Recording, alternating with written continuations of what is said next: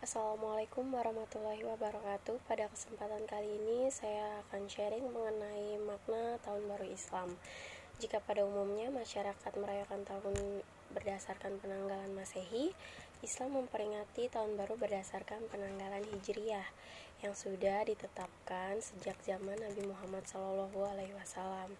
Pada tahun 2021 ini, Tahun Baru Islam atau 1 Muharram 1942 Hijriah akan jatuh esok pada hari Selasa, tepatnya pada tanggal 10 Agustus 2021. Islam memiliki 12 bulan dalam satu tahun, di mana 4 bulan diantaranya ada yang paling dimuliakan oleh Allah Subhanahu wa Ta'ala, yang kerap disebut bulan haram. Keempat bulan haram tersebut ialah Zulqa'dah, Zulhijjah, Muharram, dan Rajab. Para ahli tafsir menjelaskan bahwa amalan ibadah selama bulan haram tersebut pahalanya akan dilipat gandakan, dan sebaliknya apabila kita melakukan hal buruk pun juga dilipat gandakan.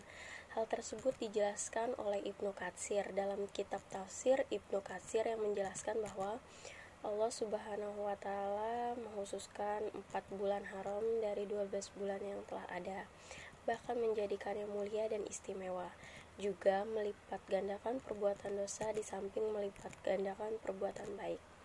Selain itu, Tahun Baru Islam juga memiliki makna mendalam dan spesial bagi umat muslim. Nah, maknanya adalah yang pertama, hijrahnya Nabi Muhammad SAW.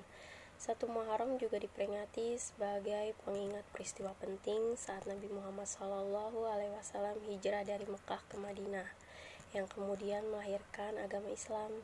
Nabi Muhammad SAW hijrah, Islam mengalami perkembangan pesat dan menyebar hingga Mekah dan wilayah sekitarnya.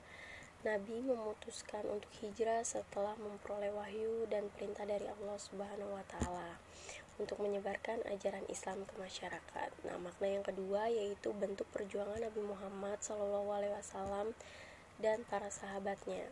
Tahun Baru Islam juga dimaknai sebagai perjuangan yang tak kenal lelah dan putus asa dalam menyebarkan agama oleh Nabi Muhammad SAW dan para sahabatnya. Meskipun banyak tantangan dan rintangan, Nabi Muhammad dan sahabat tetap pernah menyerah dan pesimis. Bahkan Nabi Muhammad hijrah ke Madinah meninggalkan tempat kelahirannya, saudara, harta, dan bendanya, hanya agar bisa memenuhi perintah dan wahyu yang diberikan oleh Allah Subhanahu wa Ta'ala. Dalam makna yang ketiga yaitu introspeksi diri. Pergantian Tahun Baru Islam ini juga dimaknai sebagai momen untuk introspeksi diri atau muhasabah. Seiring waktu yang terus berjalan dan berlalu, dengan adanya Tahun Baru Islam diharapkan umat muslim lebih mawas diri, introspeksi diri, dan bermuhasabah atas segala tindakan yang perbuatan yang pernah dilakukan selama 12 bulan ini, sekaligus memikirkan apa yang harus diperbaiki dan amalan apa yang harus ditinggalkan di tahun mendatang.